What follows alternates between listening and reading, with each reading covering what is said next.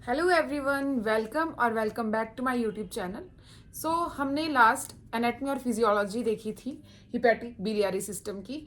आज हम hepatic biliary system की डायग्नोस्टिक इवेलुएशन जो कि हमारी यूज होती हैं फर्दर इन्वेस्टिगेशंस के लिए, जैसे एलएफटी, ठीक है, लीवर फंक्शन टेस्ट सबसे पहले आ जाता है।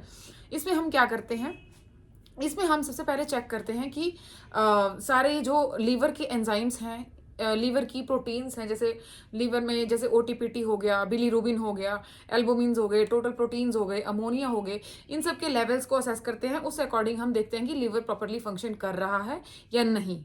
ठीक है, तो देखो एलएफटी में क्या आता है, देखिए we measure level of liver enzymes, ठीक है, proteins, bilirubin in the blood, ठीक है, एसजीओटी, और जिसको हम एएसटी भी बोलते हैं। ठीक है, AST SGOT means serum glutamic oxalo acetic transaminase. ठीक है, यहाँ पे डिफरेंस सिर्फ इसमें आता है। ठीक है, ओटी और ये पीटी।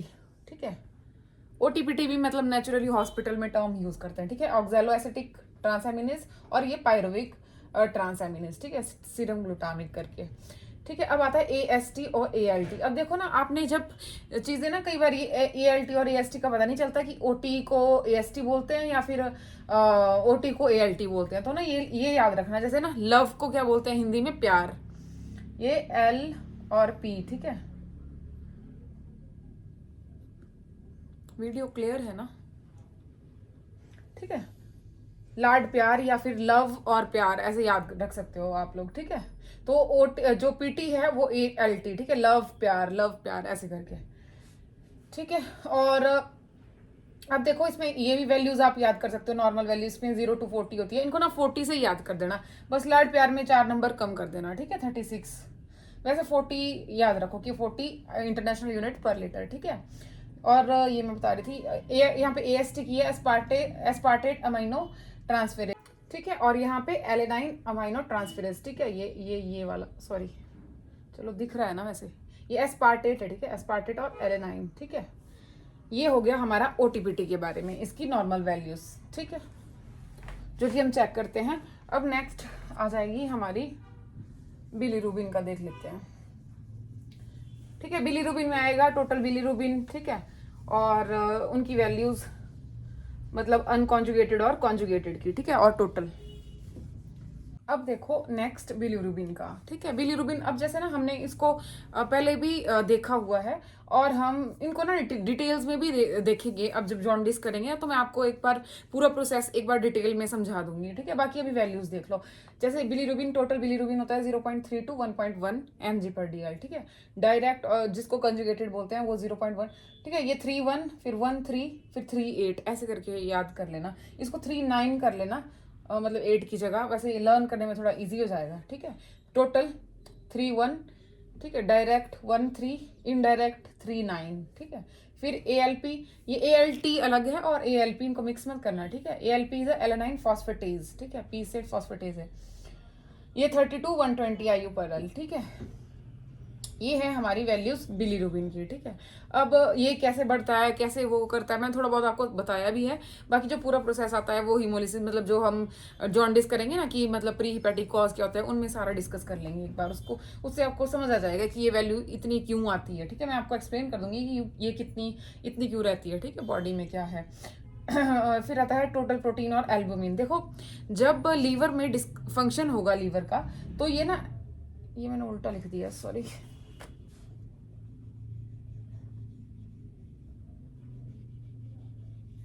ठीक है, जब ना लीवर का फंक्शन मतलब प्रॉपरली नहीं हो पाता, तो प्रोटीन और एल्बुमिन डिक्रीज करती हैं। ठीक है, कम हो जाती हैं, और उसकी वजह से क्या होता है, पेशेंट में एल्बुमिन कम होने की वजह से जो हाइड्रोस्टैटिक और ऑस्मोटिक प्रेशर है वो मेंटेन नहीं हो पाता, जिसकी वजह से जो फ्लूइड है वो हमारा एक्स्ट्रा सेलुलर स्पेस में चला जाता है। ठीक है, और उसकी वजह से एडीमा हो जाता है पेशेंट को। अमोनिया इंक्रीज करता है। ठीक है, क्योंकि लीवर जो है उसको ना मेटाबोलाइज नहीं कर पाएगा, ब्रेकडाउन उसको सिंपलर मतलब यूरिया में चेंज नहीं कर पाएगा, तो वो बॉडी से एक्सक्रीट आउट होगा नहीं, और अमोनिया बढ़ जाएगा, जिसकी वजह से हमने देखा था कि वो हिपैटिक एनसेफेलोपैथी होती है। वो भी हम आगे सारा ये डिस्कस करेंगे अच्छे से। ठीक है, क्योंकि डिसऑर्डर्स में आने वाले हैं ना, जॉन्डिस और ये सब चीज़ें। अभी इतना देख लो कि कौन सी वैल्यू किसकी होती है और कौन कौन सी चीज़ें लिवर में। मैंने एंजाइम्स आपको बता दिया। ठीक है, बिलीरुबिन बता दिया, प्रोटीन बता दी, अमोनिया बता दिया। ठीक है, this is all about LFT. और हाँ, इसमें ना दिया नहीं है, बट लेकिन पीटी जो होता है ना, प्रोथ्रोम्बिन टाइम, ये जो पीटी होता है ना, दैट इज अ मतलब एक बोल सकते हो आप, it is a best marker of liver disorder. ठीक है, इसका मैं बता देती हूँ आपको थोड़ा सा। ठीक है, इसकी वैल्यू होती है 11 to 12.5 सेकेंड। ठीक है, नॉर्मल मतलब बेस्ट मार्कर है, ये लिख देती हूँ मैं यहाँ पे, best marker of liver, sorry, liver dysfunction. अब देखो, मैंने आपको बताया था ना कि क्लॉटिंग फैक्टर्स भी सारे ये बनाता है। ठीक है, 3, 4, 6 को छोड़ के, तो वो सारे फंक्शन, अब लीवर के बहुत सारे फंक्शंस हैं। ठीक है, तो मतलब बहुत सारी चीज़ों से हम असेस कर सकते हैं, लेकिन जो मेनली हम डायग्नोस्टिक इवेलुएशन में यूज़ करते हैं, दीज आर एंजाइम, प्रोटीन और अमोनिया का लेवल और ये बिलीरुबिन का लेवल। ठीक है, इनके थ्रू हम असेस करते हैं कि पेशेंट का लीवर प्रॉपरली काम कर रहा है या नहीं, कोई इफेक्ट है, कोई स्टोन है, मतलब ऑब्स्ट्रक्शन है, कुछ है। क्योंकि जो ये है ना, ये मैं बताना शायद भूल गई हूँ, ये एलेनाइन फॉस्फेटेज है। बाकी होता तो इसमें भी है, बट लेकिन इसमें क्या होता है ना कि जो गॉल ब्लैडर के आगे अगर कोई ब्लॉकेज है या फिर ऑब्स्ट्रक्शन है कोई, या फिर लीवर में डिसफंक्शन है, तो ये वाली इसकी वैल्यू ना बढ़ जाती है। ठीक है, क्योंकि ये आगे जा नहीं पाता, तो ब्लॉकेज की वजह से वहीं पे रहता है, तो एंजाइम की वैल्यू इंक्रीज हो जाती है। ठीक है, वैसे तो इनकी भी बढ़ जाती है, वो सारा कॉजेज पे आता है। ठीक है, वो कैसे बढ़ती है वो सारा मैं आपको अच्छे से एक्सप्लेन करूंगी जब मैं आपको जॉन्डिस पढ़ाऊंगी। ठीक है, मैं आपको एक बार मतलब टारगेट हाई में तो उसकी कुछ फिजियोलॉजी या फिर कुछ ऐसा दिया नहीं है कि कौन सा क्या, पर लेकिन आपको एक्सप्लेन कर लूंगी ना, तो आपको समझ आ जाएगा कि क्या होता है जॉन्डिस में का, प्री हिपैटिक में कहाँ पे इंक्रीज होता है। ठीक है, और हिपैटिक अगर कॉज आएगा तो लीवर में कौन सी वजह से होता है, वो सारा मैं एक्सप्लेन करूंगी। और उसमें मैं बता दूंगी आपको, जैसे कि जब एक्सक्रीट आउट नहीं होता ना बॉडी से, तो कितना लेवल रह जाता है, नॉर्मली कितना होता है। ठीक है, तो ये था हमारा LFT। अब नेक्स्ट इवेल्युएशन पे चल जाते हैं, लीवर बायोप्सी। ठीक है, सो अब नेक्स्ट आ जाता है हमारे पास लीवर बायोप्सी। ठीक है, अब देखो बायोप्सी में क्या होता है, हम टिश्यू का एक स्मॉल पार्ट कलेक्ट करते हैं, फिर उसको हम इवेल्युएशन के लिए भेजते हैं, ताकि कोई एबनॉर्मल ग्रोथ या फिर कोई एबनॉर्मल हमें सेलुलर मतलब सेलुलर डिवीजन एबनॉर्मल तो नहीं हो रहा, कहीं कोई प्रॉब्लम तो नहीं है। ठीक है, तो वो चीज़ असेस करते हैं। ठीक है, अब जैसे रिमूवल ऑफ स्मॉल टिश्यू, ठीक है, नीडल एस्पिरेशन के, ठीक है, नीडल डलेगी, जैसे मैंने आप साइड बताई है 7th to 8th जो इंटरकोस्टल स्पेस है ना राइट साइड में तो वहाँ पे नीडल डाल के लीवर का छोटा सा एक मतलब नीडल के थ्रू एक छोटा सा टिश्यू हम कलेक्ट करते हैं, जिसको फिर हम फर्दर असेसमेंट करते हैं उसकी कि क्या प्रॉब्लम है पेशेंट को। ठीक है, अब जैसे कोई मतलब टिश्यूज डैमेज तो नहीं हो गए, जैसे सिरोसिस के केस में एब्सेस तो नहीं है, तो वो सारी चीज़ों के लिए। ठीक है, मतलब ये यूज़ करते हैं। अब इसमें कोगुलेशन स्टडी सबसे पहले करेंगे। ठीक है, पेशेंट की, क्योंकि अब देखो ऐसा ना, अब अंदर नीडल जाएगी। ठीक है, अगर उसके जो कोगुलेशन जैसे मतलब कि क्लॉटिंग फैक्टर्स, ठीक है, जैसे पीटी, एपीटीटी और प्लेटलेट्स वगैरह, ठीक है, उनको चेक करेंगे ताकि पेशेंट को एक्सेसिव ब्लीड ही ना होता रहे। ठीक है, तो पहले चेक कर लेंगे तो सेफ साइड रहेगा, कंसेंट लेंगे पेशेंट का। ठीक है, और जब प्रोसीजर करेंगे उस टाइम पे लेफ्ट लेटर पोजीशन या फिर सुपाइन में पेशेंट को लेटाते हैं ऐसे करके, तो फिर हमें ईजी हो जाएगा ना, और हैंड उसका अप रहेगा। और इसमें जो है हम उसको हाँ क्या होता है ना, अब इस प्रोसीजर के टाइम पे अगर पेशेंट मतलब सांस लेगा तो ठीक है, पेशेंट को इंजरी होने के चांसेस रहते हैं अगर वो मतलब सांस भर के रखेगा और इन नीडल हम इंसर्ट कर देंगे तो। ठीक है, तो हमने क्या करना है, उसको बोलना है कि आपने एक्सहेल करना है, और एक्सहेल करके ब्रेथ को होल्ड करके रखना है। जब वो होल्ड करके रखेगा तो फिर नीडल इंसर्ट कर देंगे। ठीक है, और फिर हम ले लेंगे सैंपल। फिर ये हो गया, और कंसेंट मैंने बता दिया, ड्यूरिंग मैंने बता दिया आपको। आफ्टर क्या करना है हमने, आफ्टर प्रोसीजर, जब प्रोसीजर हो जाएगा कंप्लीट, तो हमने पेशेंट को राइट साइड को लेटा देना है। ठीक है, अब जैसे हमने पहले लेफ्ट साइड को लेटाया था पेशेंट को, ठीक है, और राइट साइड से हम सैंपल ले रहे थे बायोप्सी के लिए।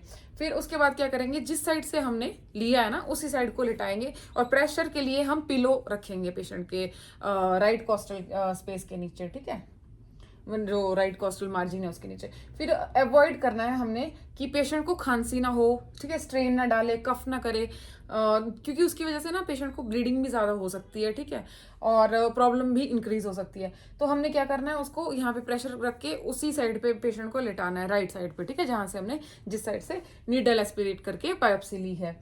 फिर आती है साइट की बात। साइट मैंने आपको बता ही दी वैसे, 7th to 8th intercostal space along mid axillary line से राइट साइड को 7th to 8th intercostal space में हम नीडल इंसर्ट करते हैं, ठीक है। This is all about liver biopsy. बाकी बच्चों देखो डिटेल्स में ना हम फंडा में भी इसको डिस्कस करेंगे, ठीक है, कि प्रोसीजर कैसे होता है, कौन सा क्या है, जैसे क्योंकि इस पे ना क्वेश्चन भी आता है। ये पोजीशंस बहुत इंपॉर्टेंट होती है ना, मतलब ड्यूरिंग और आफ्टर, इन चीज़ों इन पे ना क्वेश्चंस कई बार पूछे होते हैं कि कब कौन सी देनी है, ठीक है। और स्पेस के बारे में भी आ जाता है कई बार, कौन से स्पेस में हमने इंसर्ट करना है, ठीक है। चलो अब स्टार्ट कर लेते हैं हम हमारे डिसऑर्डर्स। सो अब हमारा नेक्स्ट आ जाता है डिसऑर्डर्स, ठीक है। जॉन्डिस पे सबसे पहले आते हैं हम, ठीक है। जॉन्डिस हम सबको पता है ना। क्या हो जाता है इसमें, जब बिलीरुबिन का लेवल बढ़ जाता है तो बिलीरुबिन जैसे 2.5 mg/dl से ऊपर इसकी वैल्यू इंक्रीज होने लगती है, तो धीरे धीरे ये हमारे टिश्यूज के थ्रू, जैसे मतलब जो हमारी वेसल्स होती है ना, उनके बाहर निकल के क्या कर देते हैं, वो मैं आपको मैकेनिज्म समझाऊंगी। उसके बाहर जाके वो स्किन में चले जाते हैं, ठीक है, बिलीरुबिन जो है, क्योंकि ये एक वेस्ट प्रोडक्ट है हमारी बॉडी का, ठीक है, जो कि आरबीसी के ब्रेकडाउन से बनता है। तो ये हमारी बॉडी से बाहर फ्लश आउट होता है। लेकिन अब जब ये नहीं हो पाता तो क्या होता है कि ये स्किन में, आईज में, सब जगह ये अपना, because it is a pigment जो कि येलोइश ग्रीनिश येलो होता है, तो ये क्या करता है, हमारे स्किन को, हमारे स्क्लेरा को, हमारी बॉडी टिश्यूज को भी येलोइश कलर का बना देता है, ठीक है। So when bilirubin level is in blood increase more than 2.5 mg/dl, then all the body tissue like sclera हो गया, स्किन टिश्यू हो गए, वो येलो या फिर येलोइश ग्रीन हो जाते हैं, ग्रीनिश येलो हो जाते हैं, ठीक है। तो अब देखो ये इसमें क्या क्या होता है, कॉज जो होते हैं, जैसे ये प्री हिपैटिक कॉज की वजह से हो सकता है, हिपैटिक की वजह से होता है, या फिर पोस्ट हिपैटिक, ठीक है। जैसे नाम से क्लियर है ना, प्री हिपैटिक। प्री हिपैटिक मतलब अब जैसे पीछे से, मतलब ये पीछे से चलता आ रहा है, लीवर के पास आने से पहले की कंडीशन, वो कैसे होगा वो मैं आपको सारा एक्सप्लेन कर दूंगी। पर ये याद रखना आपने कि ये हीमोलिटिक होता है। हीमोलिटिक मतलब ब्लड में जो प्रॉब्लम चल रही है पीछे से, ठीक है, वहां से हो रहा है। मैं कौन सी चल रही है वो मैं आपको एक्सप्लेन करूंगी। नॉर्मल ये इसमें ना ये चीजें, ये दो मेन पॉइंट हैं इसके जो मैंने लिख दिए हैं, बाकी मैं आपको एक्सप्लेन करूंगी।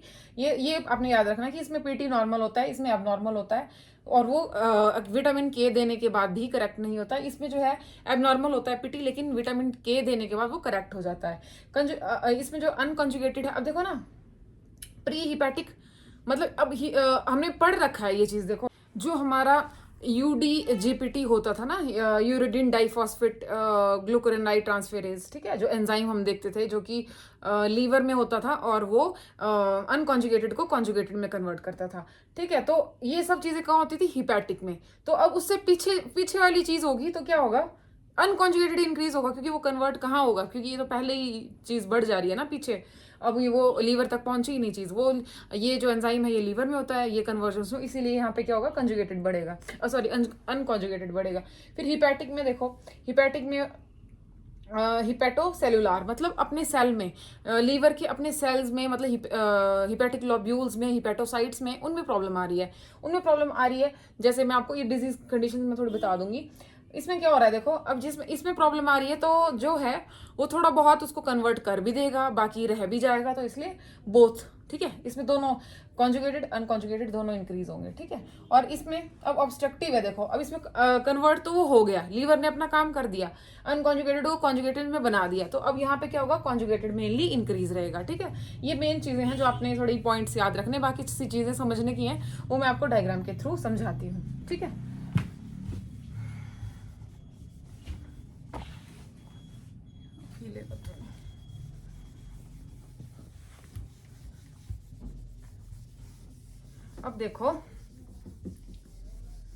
अब देखो सबसे पहले प्री हिपैटिक। अब देखो होता क्या है, हमने ये ऑलरेडी हमने बिलीरुबिन का जब पढ़ा था ना मैकेनिज्म, मैंने पाथ पे आपको समझाया था कि कैसे कैसे क्या होता है। तो देखो सबसे पहले ये देखो, जैसे लीवर है मान लो, है ना, मैं आपको ऐसे डायग्राम के थ्रू समझाती हूँ इन चीजों को तो ज्यादा समझ में आएगा, ठीक है। ये आ गया हमारा लीवर, यार कैसे बन रहा है ये,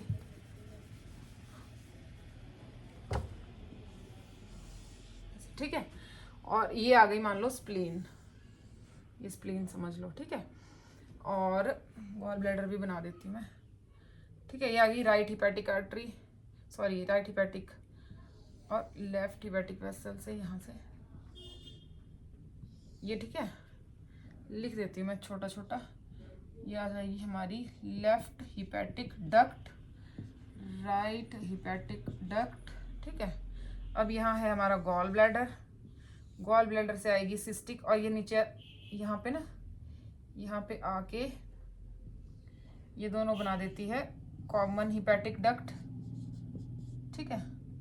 और ये दोनों मिलके सिस्टिक, ये आ गई यहाँ से सिस्टिक, ठीक है। ये जब कॉमन हिपैटिक से मिलती है तो ये क्या बना देती है, सॉरी ये मेंशन नहीं करना है, यहाँ पे मैं आपको और चीज़ें बताऊंगी ना, ये हमने ऑलरेडी पढ़ा है, मैं थोड़ा थोड़ा बता दे रही हूँ, ठीक है। कॉमन बाइल डक्ट, ठीक है। अब देखो क्या होगा, अब यहाँ से जैसे मान लो ये कनेक्शन होता है, जैसे अब यहाँ जैसे ब्लड फ्लो हो रहा है, ठीक है, नॉर्मली मैं बता दे रही हूँ, यहाँ से आरबीसी आ रहे हैं स्प्लीन में, ठीक है। ये स्प्लीन में यहाँ पे कंस्ट्रक्शन, मतलब ऐसे कंस्ट्रिक्टेड सी वेन होती है ऐसे, और यहाँ से फिर जाएंगे वो लीवर में, ठीक है, समझ रहे हो, ऐसे करके ये। अब क्या होता है देखो, ये है आरबीसीज हमारे, ये है हमारे आरबीसीज, ठीक है, आरबीसीज। अब देखो, अब आरबीसी का आपने सुना होगा, जैसे ये यहाँ से लेके यहाँ तक, ठीक है, ये आ गए हमारे डे 1 लिख देती हूँ, ये आ गया डे 120।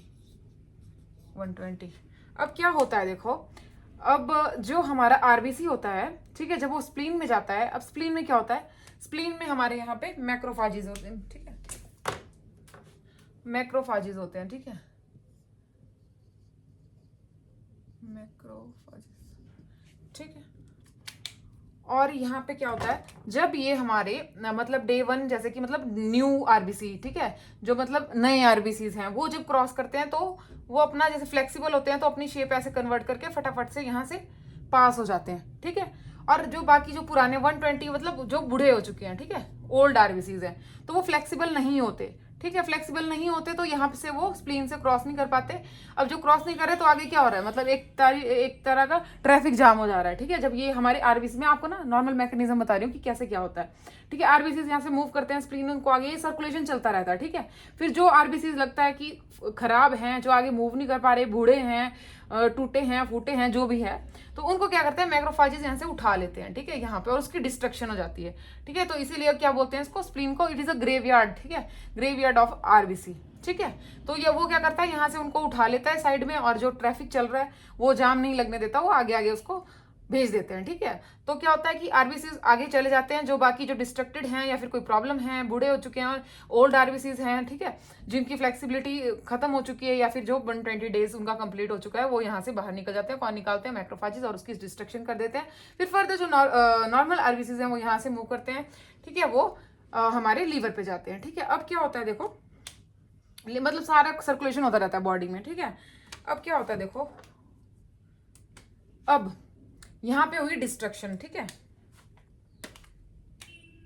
यहाँ पे हुई डिस्ट्रक्शन, ठीक है। अब डिस्ट्रक्शन में क्या होता है देखो, मैं यहाँ पे बता देती हूँ आपको। अब जैसे आरबीसीज थे, ये हमने ऑलरेडी पढ़ा हुआ है ना, आरबीसीज थे, ठीक है। अब जैसे आरबीसीज का सेल था, उसमें कुछ फॉस्फोलिपिड्स थे, ठीक है, फॉस्फोलिपिड्स थे, सॉरी यार। अब ये है हमारा आरबीसी का सेल, इसमें से कुछ फॉस्फोलिपिड निकले, ठीक है, जैसे मेम्ब्रेन वगैरह हो गई, उनमें वो किससे बनती है, फॉस्फोलिपिड, ठीक है, फॉस्फोलिपिड थे कुछ हमारा। फिर जैसे एल्बुमिन था, सॉरी एल्बुमिन नहीं, ग्लोबिन बोलना था मैंने, ग्लोबिन था, ठीक है। बाकी हीम था, अब हीम ने 2 चीजें जनरेट की, आयरन। अब ये देखो, ये सारी चीजें ना बॉडी में ही यूज हो जाती है। अब बोलते हैं ना कि आरबीसी टूट गया, खत्म हो गया आरबीसी, नहीं, कहीं ना कहीं जो उन्होंने आरबीसी, जैसे माइक्रोफाइज ने आरबीसी को ब्रेक डाउन किया, जो एंड प्रोडक्ट निकले उनको भी हमारी बॉडी यूज कर लेती है, ठीक है। फॉस्फोलिपिड, ग्लोबिन, हीम, हीम का मैंने आपको बताया, आयरन, और अब ग्लोबिन तो ये बन गया ना हीमोग्लोबिन, जैसे ग्लोबिन ये बन गई प्रोटीन, फॉस्फोलिपिड, इनको हमारी बॉडी यूटिलाइज कर लेगी। बाकी यहाँ से प्रोडक्ट कौन बनेगा, मैंने आपको बताया रहा था, ठीक है, पायरोल रिंग्स बनते हैं, ठीक है, पायरोल के 4 रिंग्स जो मैंने बताए थे। अब इनका क्या होता है ना, अब ये जो है लास्ट में ये क्या बनाते हैं, आयरन भी जो है ना, आयरन हमारा ना लीवर में स्टोर हो जाता है, ठीक है, स्टोर होता है फेरेटिन, फेरेटिन की फॉर्म में स्टोर होता है। ये मैं थोड़ा सा बता देती हूँ आपको पॉइंट। ये पायरोल मैंने बताया। अब इसका क्या होता है ना कि ये बाद में अब बाकी सब चीजें तो इसकी बन गई हमारी, जो यूटिलाइज हो जाती हैं, ठीक है। जो आरबीसी टूटा ना, ये सारे एंड प्रोडक्ट्स मैं बता रही हूँ जो कि बने। तो एक एंड प्रोडक्ट ऐसा बनता है जो कि हमारी बॉडी में कोई किसी काम का नहीं है, वो है बिलीरुबिन, बिलीवर्डिन बनता है, सॉरी, बिलीवर्डिन, ठीक है। फिर वो फर्दर कन्वर्ट होता है, ठीक है। ये बन गया बिलीवर्डिन, जो कि मैंने आपको बताया था ग्रीन कलर का पिगमेंट होता है, ठीक है।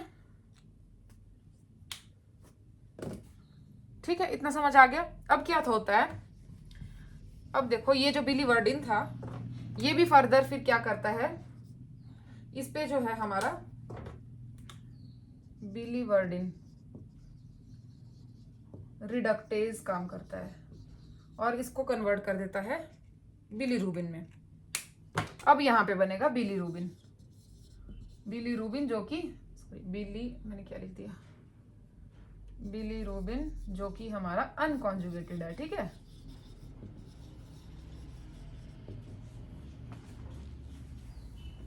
ठीक है, इतनी कहानी आपको समझ आ गई ना, कि हमारा क्या है, ब्लड सर्कुलेशन है, ब्लड सर्कुलेशन हो रही है, ठीक है। हमारी ब्लड नॉर्मली स्प्लीन में जा रहा है, स्प्लीन देख रहा है कि कौन से सेल डिस्ट्रक्टेड हैं, कौन से सेल जो है, मतलब हीमोलाइसिस होनी है यहाँ पे, नॉर्मली बता रही हूँ, ठीक है। हीमोलाइसिस होनी है तो वो सारा आरबीसी को, जो आरबीसी हैं अब जिनकी डिस्ट्रक्शन हो रही है, जो ब्रेकडाउन को, वो आरबीसी क्या कर रहा है, वो आरबीसी अपने एंड प्रोडक्ट्स दे रहा है, जैसे फॉस्फोलिपिड, ग्लोबिन, हीम हो गया, और हीम के फिर फर्दर आयरन, पायरोल, ठीक है। ये चीजें हो रही हैं, फिर वो फर्दर जो एंड एक्सक्रीटरी प्रोडक्ट इसका निकल रहा है, जो एक्सक्रीट आउट होना है हमारी बॉडी से, जो एक बोलते हैं वेस्ट प्रोडक्ट, ठीक है, वो है बिलीवर्डिन। अब बिलीवर्डिन पे, ठीक है, बिलीवर्डिन रिडक्टेज काम कर रहा है, वो उसको बिलीरुबिन बना दे रहा है, ठीक है, जो कि हमारा अनकॉन्जुगेटेड है। अब उस बिलीरुबिन का क्या होगा, ठीक है, वो हम इस चार्ट के थ्रू समझते हैं, ठीक है। इतना मैंने आपको बता दिया।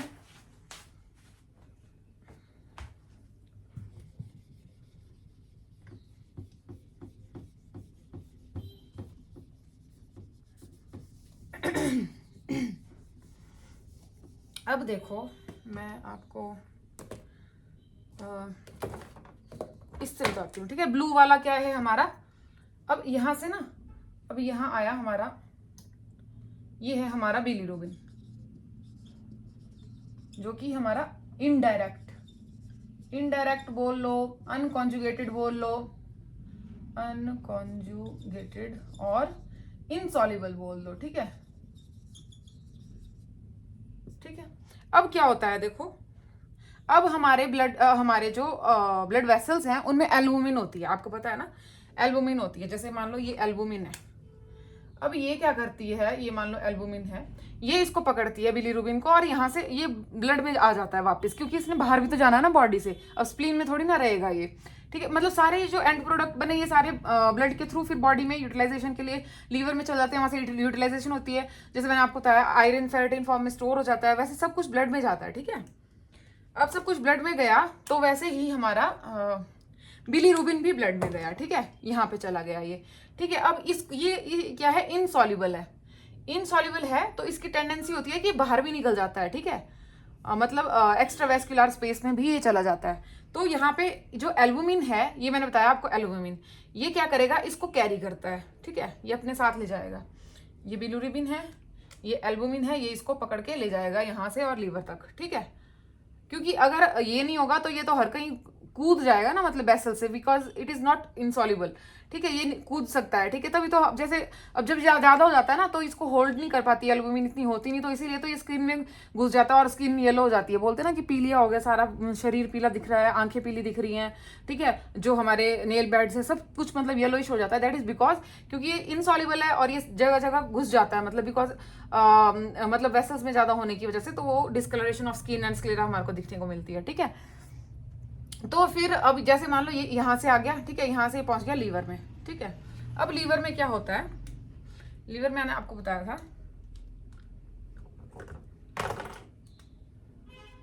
UDPGT, ठीक है, यूरिडिन डाइफॉस्फेट ग्लूकुरोनाइड ट्रांसफेरेज, जो कि इसको कन्वर्ट करता है फर्दर, ठीक है। अब ये जो मैंने बताया था ना आपको, जो बाइंडिंग वाली, इसको कॉम्प्लेक्स भी बोलते हैं, ठीक है। ये वाला जो बनता है ना, इसको मैं आपको बता देती हूँ, इसको हम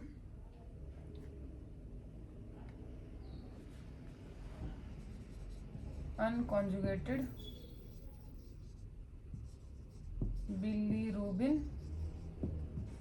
एल्बुमिन कॉम्प्लेक्स। ठीक है, अब देखो मतलब आपको ना इससे इसके थ्रू ना सारी कहानी समझ आ जाएगी कि कौन सी चीज कहाँ पे हो रही है। ठीक है, ये स्प्लीन में क्या हुआ। ठीक है, जो मैंने आपको चार्ट बताया ना वो सारी कहानी स्प्लीन की थी। फिर फर्दर ये वाली चीजें सारी जो भी क्या बोलेंगे, मतलब जो भी ब्रेक डाउन के बाद जो भी प्रोडक्ट बना वो फिर ब्लड में आया, ब्लड में फिर उसको कैरी करके फर्दर लाया जा रहा है। ठीक है, अब ये अनकॉन्जुगेटेड बिलीरुबिन जो है ये यहाँ से आया आया आया और यहाँ पे हमारे सेल थे। ठीक है, जो हमने देखे थे।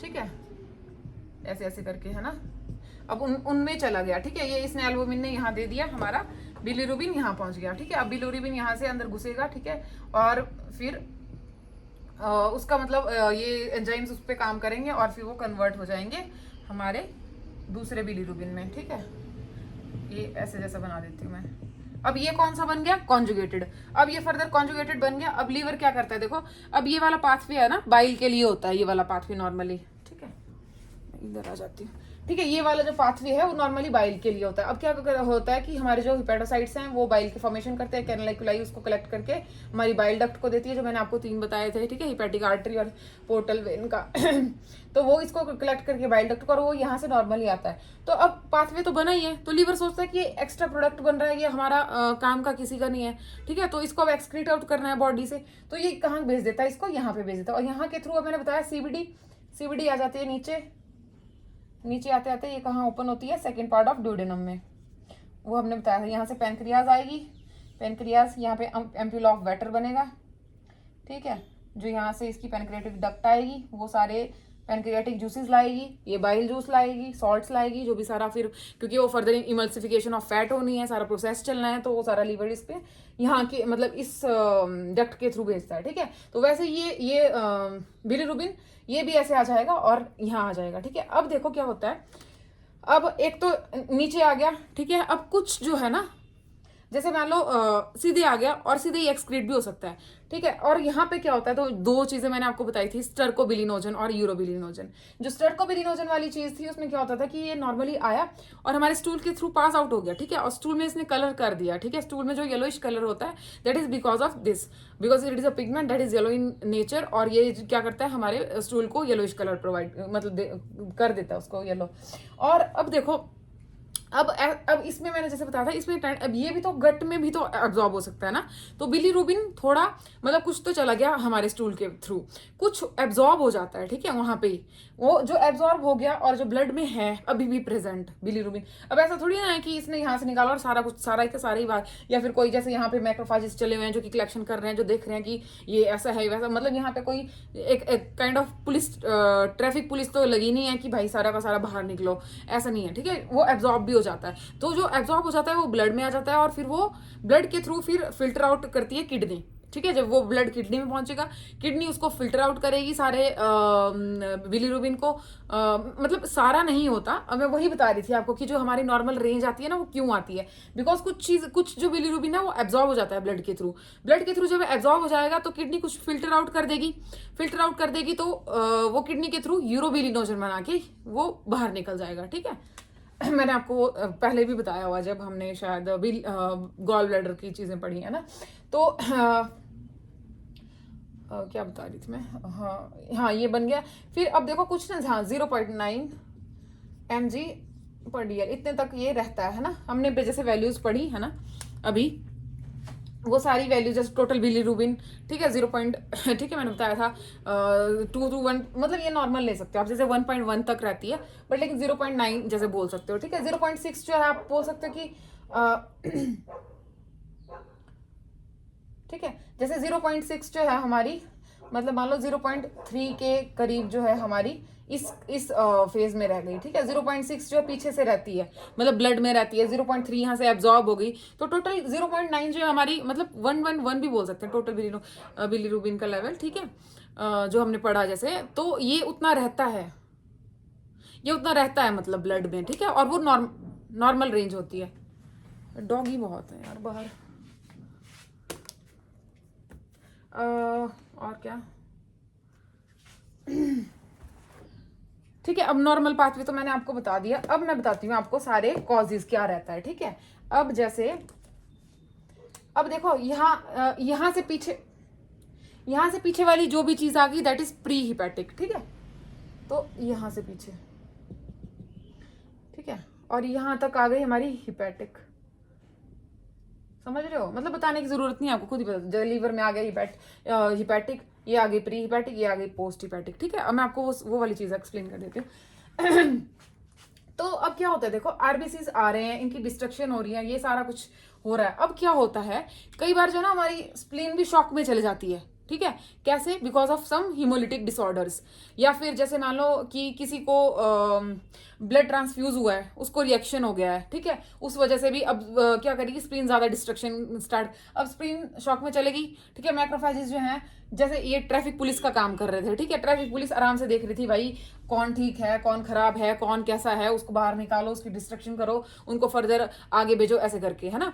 पर अब क्या हो रहा है, देखो मैक्रोफेजेस जो है, मैक्रोफेजेस एक होता है ना कि पुलिस जैसे ट्रैफिक पुलिस खराब हो जाती है, भाई तूने हेलमेट नहीं पहना, तूने ये नहीं किया, तूने वैसा हो गया है, मतलब ये हर आरबीसी को निकाल के डिस्ट्रक्शन कर रही है, हर किसी आरबीसी को, मतलब यहाँ पे हिमोलिटिक रिएक्शन हो गया है, जिस वजह से आरबीसी की डिस्ट्रक्शन बढ़ गई है, या फिर जैसे मलेरिया हो गया, या फिर स्प्लीनोमेगैली हो गई। तो इन केसेस में क्या करती है, स्प्लीन का काम इंक्रीज हो जाता है और वो ज्यादा लाइसिस करना शुरू कर देती है, ज्यादा आरबीसी का ब्रेक डाउन कर देगी। अब जितना ज्यादा आरबीसी का ब्रेक डाउन होगा उतना ज्यादा उनका एंड प्रोडक्ट बनेगा, एंड प्रोडक्ट ज्यादा बनेगा तो बिलीरुबिन मिथ ज्यादा बन रहा है, ठीक है।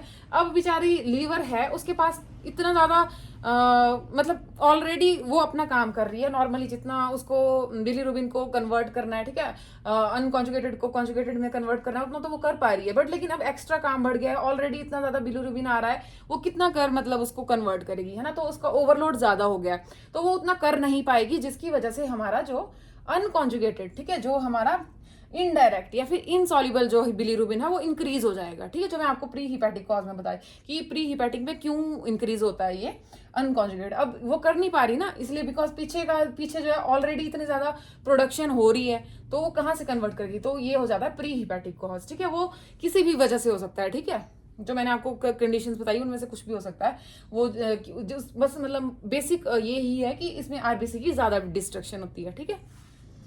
उसके बाद आ जाता है हमारा हिपैटिक कॉज, जिसको मैंने बोला था सेल की वजह से। अब क्या होता है ना, देखो कई बार हमारे जो कैनल्युकलाइज है ना, उनकी अपनी ही वो हो जाती है, कैल्सिफिकेशन बोल सकते हो, है ना, या फिर अपनी ही सेल्स में ब्लॉकेज हो गई, या फिर जैसे लीवर सिरोसिस हो गई, लीवर एब्सेस हो गया। इन सब में क्या हो जाता है, लीवर की अपनी सेल्स डैमेज हो जाती हैं और वो नॉर्मल काम नहीं कर पाता लीवर, जो उसका मेटाबॉलिज्म है, जो उसने एंजाइम्स प्रोड्यूस करने हैं, ठीक है। जैसे मैंने आपको बताया था ना एलएफटी में कि लेवल्स इंक्रीज डिक्रीज हो जाते हैं, अब अमोनिया इंक्रीज हो जाएगा बिकॉज वो उसको कन्वर्ट नहीं कर पाएगा, ये अनकॉन्जुगेटेड इंक्रीज हो जाएगा बिकॉज उसमें एंजाइम्स उसके हैं नहीं जो उसको कन्वर्ट कर पाएंगे। तो अब क्या होगा फिर, अब यहाँ पे बोथ आएंगे, क्यों? क्योंकि कुछ तो था, मतलब थोड़ा बहुत वो काम भी कर रहा है और कुछ तो हमारे ब्लड में एब्जॉर्ब भी होता है, ठीक है। अब ऐसा तो है नहीं कि बॉडी मतलब मैंने आपको बताया कि ऐसा ट्रैफिक पुलिस तो कोई लगा नहीं है कि भाई बिलीरुबिन है उसको बिल्कुल ही फ्लश आउट कर दिया, ठीक है। कुछ अमाउंट में हमारा प्रेजेंट होता है और नॉर्मली जो रेंज होती है वो प्रेजेंट ही होती है, बट लेकिन इस केस में दोनों हमारे इंक्रीज होंगे, ठीक है। कुछ जैसे हो भी रहे हैं, कुछ नहीं भी हो रहे, बाकी जो एब्जॉर्प्शन हुई है उसकी, और बाकी हमारा अनकॉन्जुगेटेड जो कि पीछे से बन के आ रहा है वो इंक्रीज हो जाएगा, ठीक है सारा। फिर अब इसमें मैंने आपको बता दिया लीवर सिरोसिस और जो भी मतलब ऐसी डिजीज जिनमें लीवर सेल्स प्रॉपरली काम नहीं करती, उनकी डिस्ट्रक्शन हो गई है या फिर हार्ड हो गई है, हार्डनिंग हो गई है, जैसे सिरोसिस में हो जाती है, नेक्रोसिस में हो जाती है ना, और या फिर सेल की डिस्ट्रक्शन हो गई है, ठीक है। और कैनल्युकलाइज में कुछ ना कुछ फॉर्मेशन हो गई है, ठीक है, कैनल्युकलाई ब्लॉकेज हो गई है, ठीक है, और वो आगे पास नहीं कर पा रही है, मतलब अंदर ही इसके बीच में। और ये ना हम पोस्ट हिपैटिक में भी ये आ जाता है कैनल्युकलाइज का कॉज ना, क्योंकि ये फिर आगे अंदर तो इसका कन्वर्जन हो जाता है कंजुगेटेड का, बट लेकिन ये बाहर नहीं भेज पाती कई बार ना, मतलब राइट और लेफ्ट हिपैटिक डक्ट के थ्रू भी, तो उसमें भी वो कॉज आ जाएगा।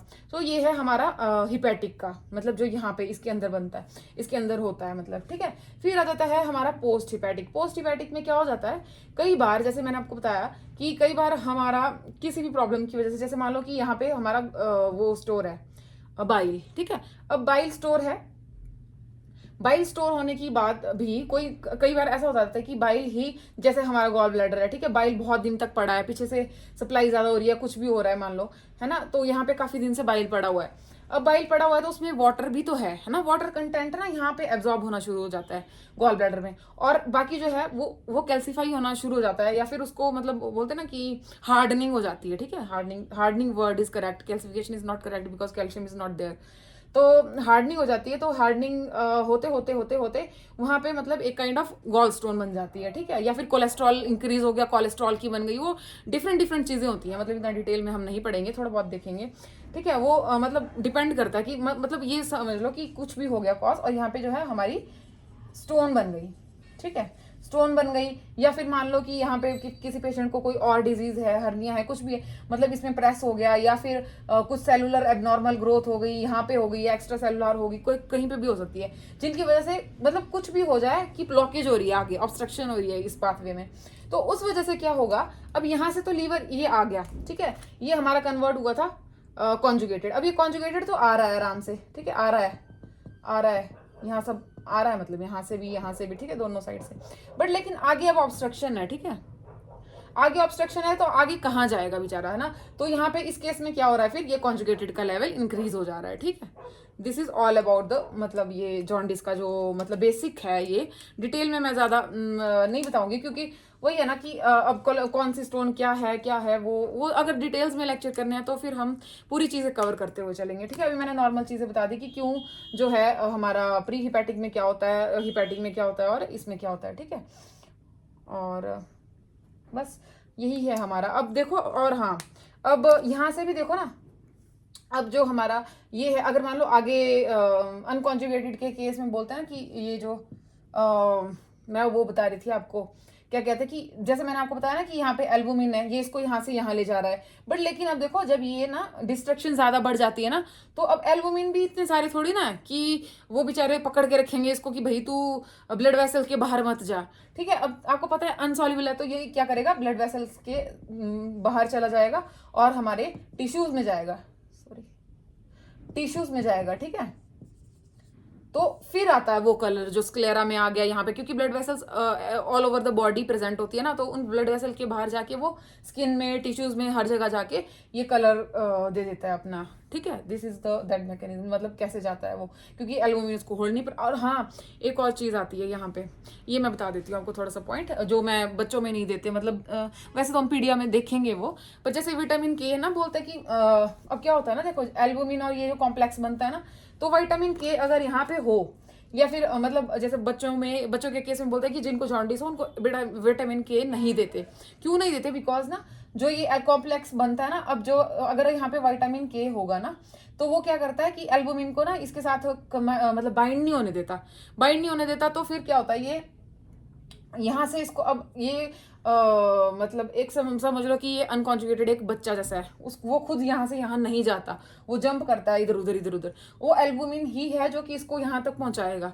अगर वो यहाँ तक नहीं पहुंचाएगा तो जॉन्डिस हो जाएगा पेशेंट को, मतलब बच्चे को या पेशेंट को, तो विटामिन के का क्या करता है, इसके साथ बाइंड करता है, ये खुद मतलब ये एल्बुमिन को इसके साथ बाइंड नहीं होने देता, और ये आगे इसको जाने नहीं देता, इसीलिए यहाँ पे अनकॉन्जुगेटेड जो बिलीरुबिन है वो बढ़ जाता है, ठीक है, ये विटामिन के का एक छोटा सा पॉइंट है जो कि मैंने आपको बता दिया, ठीक है, और बस यही है। अब बाकी हम नेक्स्ट डिसऑर्डर कर लेते हैं, कोई पॉइंट छूट गया हो तो मेरे को याद आए तो मैं बाद में बता दूंगी। सो अब देखो हमारा नेक्स्ट डिसऑर्डर है पोर्टल हाइपरटेंशन, ठीक है, अब देखो पोर्टल वर्ड का मतलब होता है कि जो कैपिलरी से शुरू और कैपिलरी पे खत्म, ठीक है, start from capillary end to at capillary, ठीक है, तो जैसे मतलब मान लो यहाँ से शुरू हुआ ना, ये बीच में कैपिलरीज आई और यहीं पे खत्म, ठीक है, ऐसे होता है, ये कैपिलरी से शुरू कैपिलरी पे खत्म। अब देखो obstruction in the blood flow through liver, ठीक है, अब क्या हो रहा है ना, जैसे मैं आपको डायग्राम के थ्रू बताती हूँ, दिस इज लीवर, ठीक है, ठीक है, अब ऑब्स्ट्रक्शन हो जा रही है इसके ब्लड फ्लो में, ठीक है, अब जैसे इसको ब्लड दे रही है हिपैटिक आर्टरी और दे रही है सुपीरियर मेसेंट्रिक 1 2 3 4, यहाँ पे आ रही सिस्टिक, और एक हमारी नीचे से आ जाएगी पोर्टल वेन, ठीक है, पहले मैं इनको लिख लेती हूँ, हिपैटिक आर्टरी जो कि, और ये पोर्टल वेन आ जाएगी यहाँ से। पोर्टल वेन आती है 72-75, हाँ, और ये वाली आएगी हमारी 20-25% जो ब्लड आता है, ठीक है। और यहाँ पे आ जाएगी हमारी लेफ्ट गैस्ट्रिक वेन, ठीक है। और यहाँ आ जाएगी superior mesenteric when, splenic when और inferior mesenteric vein, और लास्ट एक रहेगी सिस्टिक वेन, ठीक है। ये सारी है हमारी ब्लड का कनेक्शन जो लीवर के साथ होता है। अब क्या हो जाता है, इसमें ऑब्स्ट्रक्शन है, इसके थ्रू ब्लड, मतलब जो इसके सेल्स हैं वो ब्लड ले नहीं पा रहे, आगे नहीं भेज पा रहे, ठीक है, कोई ऑब्स्ट्रक्शन है, ठीक है। या फिर मतलब कि हाइपरटेंशन, अब क्या मतलब ऑब्स्ट्रक्शन की वजह से ये कॉज होती है ना। अब कहीं ना कहीं, अब जैसे नॉर्मली भी आपने देखा होगा कि आर्थरोस्क्लेरोसिस है, या फिर पेशेंट को क्या कहते हैं, वेसल्स उनकी स्टिफ हो रखी हैं, फ्लेक्सिबिलिटी नहीं है, तो वो कारण हो जाते हैं ना, मतलब कि ब्लड प्रेशर होने के। तो वैसे ही इसमें भी है कि ऑब्स्ट्रक्शन हो गई है, ठीक है, in the blood flow through liver. अब लीवर के थ्रू ब्लड आगे नहीं जा पा रहा, जिसकी वजह से ब्लड प्रेशर इंक्रीज हो गया है हमारे पोर्टल सर्कुलेशन में, ठीक है। अब क्या होता है, देखो यहाँ पे प्रेशर इंक्रीज होने की वजह से ब्लड अब आगे फ्लो नहीं कर पा रहा, तो ये ब्लड कैसे होता है, यहाँ से पीछे आता है, ठीक है, ये ऐसे, समझ रहे हो, जैसे लीवर सिरोसिस है। अब ये ब्लड उसको देना चाह रहे हैं, जैसे पोर्टल वेन सबसे ज्यादा मैंने बताया 70-75% जो हमारा ब्लड है वो यही लेके आती है। और आपको पता है पोर्टल वेन में सबसे ज्यादा न्यूट्रिशियस ब्लड होता है ना, क्योंकि वो सारा गट से एब्जॉर्ब होके आ रहा होता है। अब यहाँ से फिर वो रिटर्न करके जाता होता है ना हार्ट को, ठीक है, यहाँ से पूरा लेके फिर यहाँ के इसके थ्रू, पोर्टल वेन के थ्रू, फिर वो इंफीरियर वेना कावा के थ्रू राइट एट्रियम में फिर वो फर्दर जाएगा, उसकी प्योरिफिकेशन होगी, प्योरिफिकेशन के बाद आयोट्रा के थ्रू ये सारे आते हैं, ठीक है। वहां से आके फिर हिपैटिक आर्टरी के थ्रू इसको ऑक्सीजनेटेड ब्लड आता है, जो कि इसको 20 से 25% मिलता है, ठीक है, 20 से 25% जो इसका टोटल का होता है, ठीक है। ये मैंने लिखा था 70-75 तो अब आगे नहीं जाने की वजह से अब क्या हो रहा है, ये सारा पीछे हो रहा है, पीछे हट रहा है। तो अब यहाँ देखो, जो इसके पीछे ऑर्गन्स थे ना, वो सारे डिस्टर्ब हो जाएंगे। जैसे यहाँ पे गैस्ट्रिक में क्या होगा, इसको मैं चलो इसी से लिख देती हूँ, ठीक है, या फिर मैं अलग से बताऊँ आपको, यहाँ लिख देती हूँ, फिर मैं फिर से भी लिख दूंगी ताकि आपको क्लियर हो जाए, ठीक है, या मैं बोल दूंगी जोर से, ठीक है। लेफ्ट गैस्ट्रिक वेन में इसोफेजियल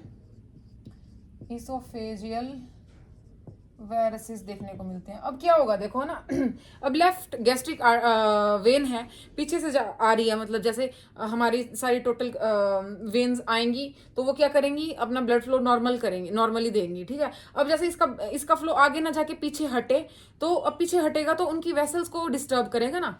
अब जैसे मान लो ये वेसल है, ठीक है, इतनी सी है ये बेचारी, अब यहाँ से पीछे आ रहा ब्लड, अब ये क्या करेगी, ये डायलेट हो जाएगी, डायलेट होगी तो इसकी जो वॉल्स हैं, ठीक है, वॉल्स वो हो जाएंगी, मतलब काइंड ऑफ परफोरेशन, मतलब पतली हो जाएंगी, थिन हो जाएंगी, तो वहां से ब्लीडिंग होनी शुरू हो जाएगी, ठीक है। अब ब्लीडिंग ये हमने ऑलरेडी पढ़ा हुआ है, देखो इसोफेगस जब हमने पढ़ा था ना, तो इसोफेजियल वायरसेस देखा, तो इस कंडीशन में वो कंडीशन भी स्टार्ट हो जाएगी पेशेंट, जो कि इसमें टारगेट हाई में थोड़ी दी रखी है अच्छे से, जिसको हम आगे करेंगे, पहले हम समझ लेते हैं कि क्या क्या होता है, ठीक है।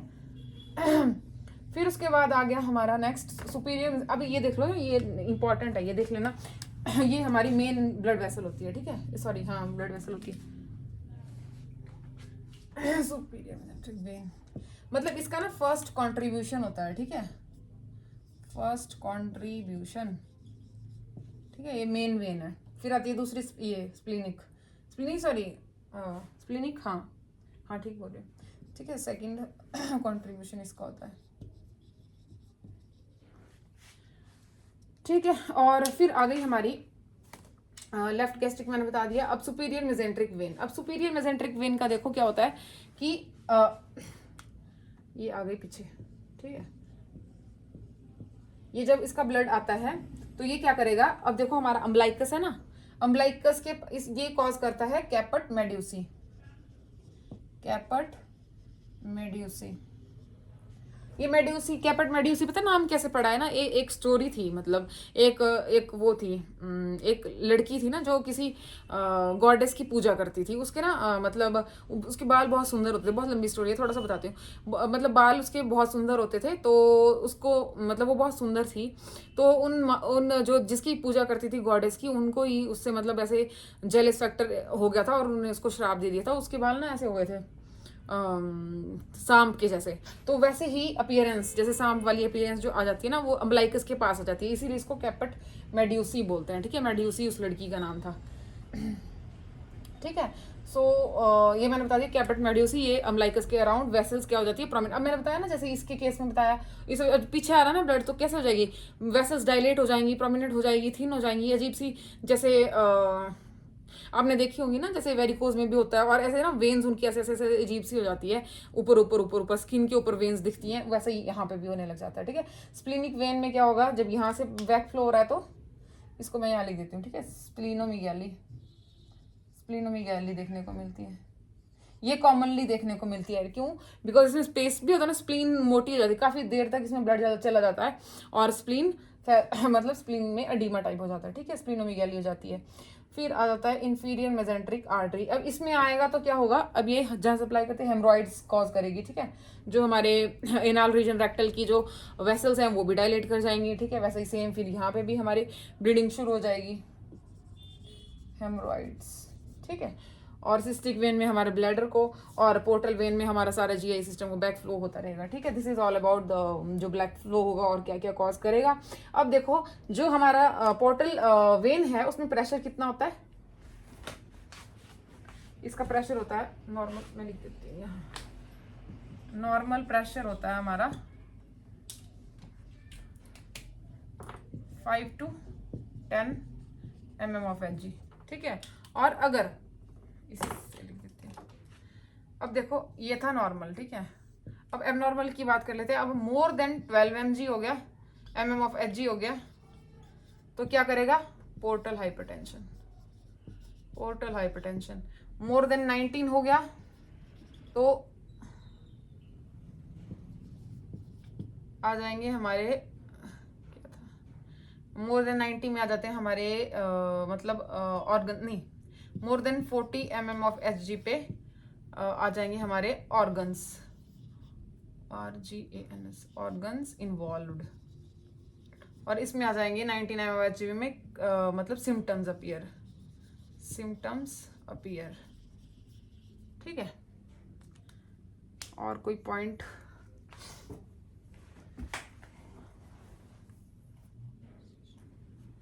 ठीक है, ये है मतलब इसका। अब बाकी ना, हाँ, और देखो अब आगे ये एसाइटिस भी इसमें कॉज होता है। ठीक है, मतलब इसकी वजह से एसाइटिस भी हो जाता है, क्योंकि पोर्टल वेन में जब सब ब्लड सप्लाई इंक्रीज होती है, सारा इंग्रेडिएंट पीछे चल जाते हैं, तो वो कहीं ना कहीं फिल्टर आउट होता रहता है, मतलब बिकॉज ऑफ अब एल्बुमिन, देखो इसमें जब सप्लाई प्रॉपर नहीं होगी, काम प्रॉपर नहीं होगा, तो एल्बुमिन कम हो जाएगा, जिसकी वजह से अडीमा बढ़ जाएगा बॉडी में, और अब जो अब एब्डोमिनल कैविटी के अराउंड अडीमा बढ़ जाएगा तो एसाइटिस कॉज करेगा। ठीक है, उस एसाइटिस को भी हम फर्दर पढ़ेंगे, और इसोफेजियल वेरिसेस भी ये डिटेल में थोड़ा दे रखा है, वैसे हमने किया भी है, इसमें ट्यूब्स वगैरह भी दे रखी हैं, है ना, जो हमने ऑलरेडी करी भी हैं, बट लेकिन मैं थोड़ा थोड़ा आपको बता दूंगी। ठीक है, पोर्टल वेन का, और जो पॉइंट्स थोड़े टारगेट हाई में है वो हम उनको देख लेते हैं। हम देख रहे थे पोर्टल हाइपरटेंशन में कौन कौन सी प्रॉब्लम्स अकर करती हैं, है ना।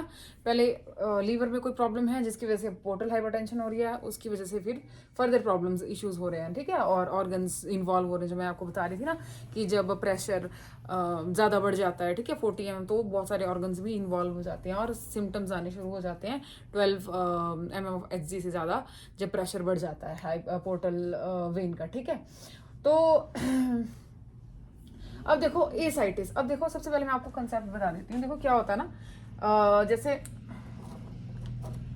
ये है हमारी आर्टरी, आर्टरी के आगे बनेगी आर्ट्रियोल्स, और छोटी है ना, फिर आ जाएगी हमारी आगे कैपिलरीज। ठीक है, कैपिलरी का फिर वेन्यूल वाला, वेन वाली साइड की कैपिलरीज, फिर वेन्यूल्स, ठीक है, पतले वाले, फिर वेन, फिर वेन, वैसे होता है ना सारा, दिखाई दे रहा है। अब देखो यहाँ पे क्या होता है, दो प्रेशर काम करते हैं, ठीक है, ब्लैक का, ठीक है। एक आता है हमारे पास ऑस्मोटिक प्रेशर, आपने सुना होगा, ठीक है, जो कि 25 mmHg का लगता है, ठीक है। और आता है हाइड्रोस्टैटिक प्रेशर। अब क्या होता है देखो, ये जो हाइड्रोस्टैटिक प्रेशर है ना, ये फ्लूइड को बाहर निकालने की कोशिश करता है, ठीक है। और जो ऑस्मोटिक प्रेशर है, ये अंदर डालने की कोशिश करता है। मतलब एक होता है ना कि जैसे मान लो कि दो दो इंसान है, एक धक्का दे रहा है बाहर को और एक खींच रहा है अंदर को। जो खींच रहा है उसमें एल्बुमिन का बहुत बड़ा रोल होता है। अब क्या होता है देखो, because of liver proper function नहीं कर पा रहा, तो क्या होगा, हमारा एल्बुमिन जो है बन नहीं पाएगा, सिंथेसिस नहीं हो पाएगी उसकी। जब एल्बुमिन नहीं बनेगा तो यहाँ पे एल्बुमिन की कमी होगी हमारी वेसल्स में। अब एल्बुमिन कम है तो ऑस्मोटिक प्रेशर कम हो जाएगा। अब फ्लूइड को, ब्लड को, मतलब ब्लड में फ्लूइड, यहाँ पे ब्लड फ्लो कर रहा है ना, ठीक है, फ्लूइड है।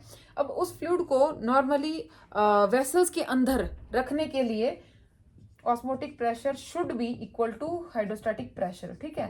अब जब ऑस्मोटिक प्रेशर इक्वल नहीं रहा हाइड्रोस्टैटिक प्रेशर के, तो क्या होगा, फ्लूइड लीक्स आउट करेगा, ठीक है। फ्लूइड लीक्स आउट एंड क्या करेगा, कॉज एडिमा। और जिसको हमने क्या कहा, जब वो पेरिटोनियल कैविटी में आ रहा है यही फ्लूइड, तो उसको हमने क्या कह लिया, एसाइटिस, ठीक है। समझ आ गया क्या हो रहा है। हाइड्रोस्टैटिक प्रेशर जो है बाहर को धकेल रहा है, ऑस्मोटिक प्रेशर जो है अंदर धकेल रहा है, बिकॉज ये एल्बुमिन की कमी की वजह से ये कम हो गया है, ये नहीं लग पा रहा बिकॉज लीवर में प्रॉब्लम है। और जो हाइड्रोस्टैटिक प्रेशर है वो बढ़ गया है, उसके बढ़ने की वजह से क्या हो गया, ये अब हो रहा है ना, ये बाहर निकालना चाह रहा था, ये बढ़ गया तो ये बाहर के लिए धक्का दे देगा, तो ऑटोमेटिकली एडीमा बढ़ जाएगा, ठीक है। फ्लूइड वेसल से बाहर आना शुरू कर जाएगा, बाहर आ जाएगा तो एडीमा हो जाएगा, एसाइटिस हो जाएगा, ठीक है। ये था इसका कंसेप्ट थोड़ा सा। अब देख लेते हैं कि क्या बोल रहे हैं, पहले देख लेते हैं, ठीक है। फ्लूइड अकोमुलेटेड इन एब्डोमिनल कैविटी, ठीक है। जो एब्डोमिनल कैविटी है हमारी, जिसमें हमारे एब्डोमिनल ऑर्गन्स आते हैं, वो जो कैविटी है उसके अंदर फ्लूइड भर जाता है, ठीक है। वो मतलब आपको दिखेगा कि उसकी एब्डोमिनल गर्थ बढ़ जाती है, ठीक है। फ्लूइड फ्रॉम वेस्कुलर सिस्टम, जो कि मैंने बताया, ये अंदर वेसल से बाहर आ जाएगा, ठीक है, पेरिटोनियल स्पेस में आ जाएगा ड्यू टू सोडियम और वाटर रिटेंशन। ये मैं आपको ये वाला मैंने बताया है यार, वैसे काफी बार मैं ऐसे ही बता देती हूँ, ठीक है। मतलब इसमें क्या होता है ना, कि जैसे हमने पढ़ा था रास सिस्टम एक्टिवेट हो जाता है जब हमारे बॉडी में ऐसी चीजें। अब देखो, अब इसमें क्या हो रहा है ना, इस कंडीशन में क्या हो रहा है, फ्लूइड तो हमारी बॉडी में बहुत है, बट लेकिन वो वेसल्स के अंदर नहीं है, वो बाहर है, ठीक है। मतलब extra cellular extra vascular space में है वो।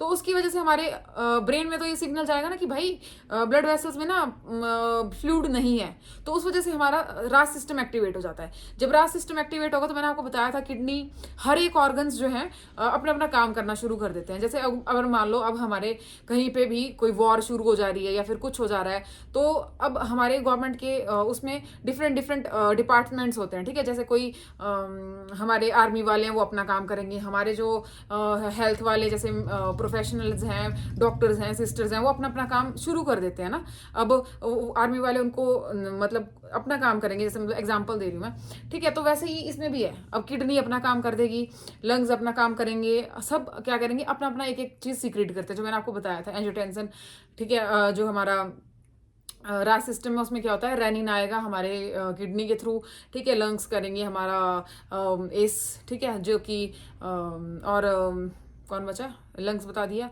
किडनी बता दी, और लीवर हमारा एंजियोटेंसिन नोजन जो है 1 आएगा, फिर उसके ऊपर रेनिन आएगा, रेनिन उसको कन्वर्ट कर देगा एंजियोटेंसिन नोजन 2 में, और फिर फर्दर वो हमारा, मैंने आपको पूरा बताया हुआ एड्रिनल ग्लैंड का, ठीक है। वो एड्रिनल ग्लैंड पे होगा, वो कॉर्टेक्स में जाएगा, कॉर्टेक्स से फिर ग्लोमेरुलर सेल, जहाँ से जो है हमारा एल्डोस्टेरॉन सिक्रेट होगा। एल्डोस्टेरॉन क्या करेगा, वो एल्डोस्टेरॉन का काम होता है कि वो सोडियम और वाटर की रिटेंशन करवाता है। जब वो सोडियम और वाटर की रिटेंशन हो रही है, ठीक है, और वाटर, ये कंसेप्ट यहाँ पे हो रहा है, ठीक है। ऊपर से एल्बुमिन है नहीं, ये बढ़ रहा है, और फिर धीरे धीरे क्या होने लग जाता है, देखो, due to sodium and water retention increased blood volume, ठीक है, ये ब्लड वॉल्यूम इंक्रीज और डिक्रीज एल्बुमिन सिंथेसिस, ठीक है। एल्बुमिन सिंथेसिस है नहीं, तो इस वजह से क्या होता है, जो हमारा कई बार बॉडी शॉक में भी जा सकती है, क्योंकि ब्लड जो वेसल्स का वॉल्यूम है वो कम हो जाएगा। तो ये सारा ना, मतलब ये एक तरह का वो सिस्टम चलता रहता है, मतलब बॉडी क्या कहते हैं, मतलब सर्वाइवल मैकेनिज्म, या फिर आप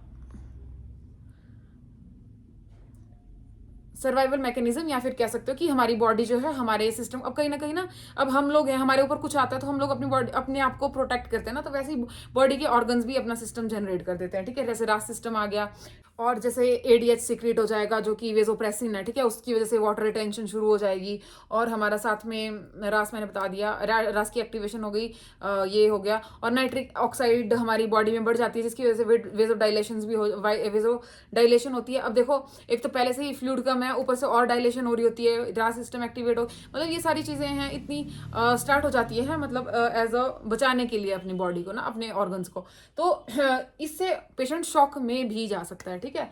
तो हमने इसको मतलब इस केस में एल्बुमिन प्रोवाइड करवानी होती है, मतलब एल्बुमिन एडमिनिस्टर करते हैं, और लेकिन हमें ध्यान रखना होता है कि उनको स्लोली एडमिनिस्टर करें, और सोडियम की रिस्ट्रिक्शन करते हैं इसमें, ठीक है, ताकि, क्योंकि अब क्या होता है ना, सोडियम वाटर की रिटेंशन करेगा। अब कहीं ना हमारी बॉडी में वाटर ज्यादा होता है, ठीक है, बट लेकिन हमारी मतलब ब्लड वेसल्स में कम होने की वजह से हमारी बॉडी को लगता है कि हमारी बॉडी में कम है, मतलब वाटर, तो वो अलग से सिस्टम जनरेट हो जाता है, रास्ट और वो सब वेजो कंस्ट्रिक्शन हो जाएंगी कि वॉल्यूम कम है, और नाइट्रिक एसिड उनको डायलेट करेगा, तो वो वाली कंडीशन हो जाती है। तो हम इस केस में एल्बुमिन देते हैं, ताकि जो वाटर बाहर जा रहा है वेसल्स के, वो बाहर ना जाके हमारी वेसल्स में ही रहे, और वॉल्यूम वैसे ही रिकवर हो जाएगा। तो फिर अब क्या करेंगे, हम एल्बुमिन इसमें एडमिनिस्टर करते हैं, ठीक है। जब साइन एंड सिम्टम की बात कर लेते हैं, देखो, अब वाटर जैसे हमारी एब्डोमिनल कैविटी में इंक्रीज हो रहा है, ठीक है, पेरिटोनियल स्पेस में बढ़ रहा है, तो एब्डोमिनल गर्थ इंक्रीज होगी, ठीक है, पेशेंट का रैपिडली वेट गेन होगा। अब जैसे जैसे पेट में इतना ज्यादा प्रेशर पड़ेगा और वाटर रिटेंशन होगी, तो वो डायफ्राम को भी प्रेशर करेगा ऊपर, ठीक है, तो पेशेंट को शॉर्टनेस ऑफ ब्रेथ देखने को मिलेगी, ठीक है, स्ट्रेच मार्क्स पड़ेंगे, बिकॉज इतनी एक्सटेंशन हो रही है, स्किन भी उसकी खींच रही है ना, डिस्टेंशन, और वेन्स डिस्टेंडेड होंगी, ठीक है, जो हमारे एब्डोमिनल रीजन की आएंगी।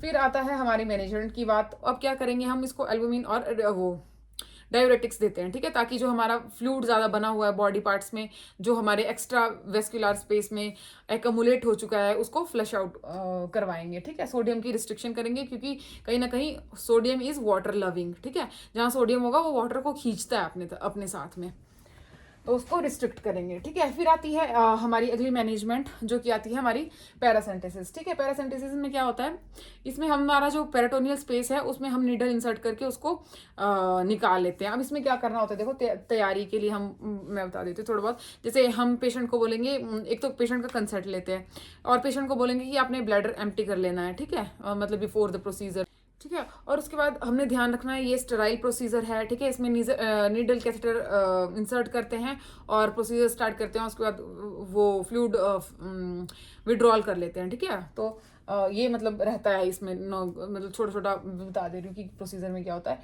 ठीक है। Needle insert into peritoneal cavity to remove fluid from it, और कहाँ इंसर्ट करते हैं, ठीक है, लेफ्ट लोअर क्वाड्रेंट में 2 सेंटीमीटर, ठीक है, 2 centimetre below the medial to, मतलब ये 2 सेंटीमीटर आएगा medial to anterior superior iliac spine, ठीक है, एंटीरियर सुपीरियर इलियक स्पाइन से मीडियल 2 सेंटीमीटर लेफ्ट क्वाड्रेंट में। और ये ध्यान रखते हैं कि हम ना जो लेफ्ट लोअर क्वाड्रेंट, सॉरी, हाँ, लेफ्ट लेटरल अप्रोच इसमें करते हैं, बिकॉज ना सिक्कम एक फिक्स्ड सा रहता है, तो लेफ्ट लोअर अप्रोच इसमें रखते हैं, मतलब। और जब पेशेंट को हम स्लाइटली रोटेट करेंगे, क्योंकि क्या होता है ना कि जैसे अब देखो, आप नॉर्मली देखो, अब जैसे जैसे मतलब मेरा हैंड है, मैं इसको ऐसे रखूंगी तो यहाँ पे स्ट्रेच पड़ रहा है, थोड़ा ऐसे कर दूंगी ना तो स्ट्रेच कम पड़ेगा ना, तो उसलिए, ठीक है। अब देखो, ड्यूरिंग क्या करेंगे, patient placed in supine position, ठीक है, सुपाइन लेटा दिया और स्लाइटली रोटेट किया उसको साइड, प्रोसीजर वाली साइड को, ताकि एक तो मतलब स्ट्रेच नहीं पड़ेगा, तो परफोरेशन के चांसेस कम होंगे, ठीक है, तो परफोरेशन नहीं होगी, to decrease risk of perforation. और लेफ्ट लेटरल अप्रोच, वो मैंने बता दिया आपको, क्योंकि सिक्कम फिक्स्ड होता है उस साइड में। फिर आता है आफ्टर प्रोसीजर, जब ये कंप्लीट हो गया तो हम सेमी फॉलर पोजीशन। अब देखो, पेशेंट को सेमी फॉलर देंगे ना, अब जैसे प्रेशर ऐसे करोगे ना तो भी प्रेशर बढ़ता है, तो ऐसे करोगे तो प्रेशर कम बढ़ेगा, इसीलिए, ठीक है। और साइड का मैंने आपको बता दिया, left lower quadrant 2 centimetre below and medial to anterior superior iliac spine, ठीक है। This is all about ascites. और अब बचिए हमारा इसोफेजियल वेरिसेस, वैसे हमने करा हुआ है, पर उसको फिर बाद में देख लेंगे अब, ठीक है, कल देख लेंगे। इसोफेजियल वेरिसेस, उसकी मैनेजमेंट है मेनली, जो कि हमने अच्छे से नहीं, मतलब मैं लास्ट में शायद वो वाली करी नहीं है, वो हम कल डिस्कस कर लेंगे, ठीक है। This is all about today's lecture. Thank you.